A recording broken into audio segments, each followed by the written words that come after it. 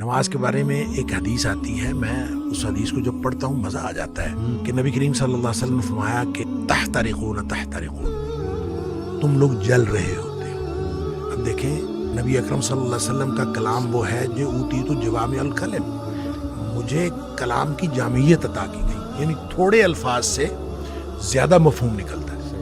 وہ اللہ کے نبی دہرا رہے ہیں تحترقون تحترقون، تم جل رہے ہو، تم جل رہے ہو، گویا گناہوں کی بھٹی میں جل رہے ہو۔ حتی اذا صلیتم الفجر، یہاں تک کہ تم فجر کی نماز پڑھ لیتے ہو، غسلتھا، وہ اس کو دھو ڈالتی ہے۔ ثم تحترقون تحترقون، پھر تم نکلتے ہو تو پھر وہی دنیا ہے، وہی گناہ ہیں، وہی آنکھیں، وہی سماعتیں، کہاں کہاں تم پھر رہے ہو اور گناہ ہو رہے ہیں۔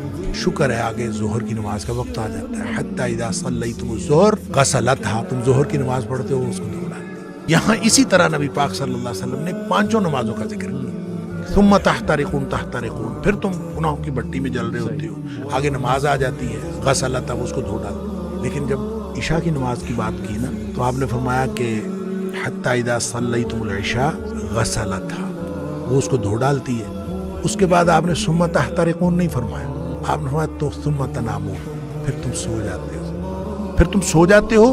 فرمایا پھر کچھ نہیں لکھا جاتا، یعنی پھر گویا وہ جو گناہ ہو رہے تھے وہ گناہ ختم ہو گئے۔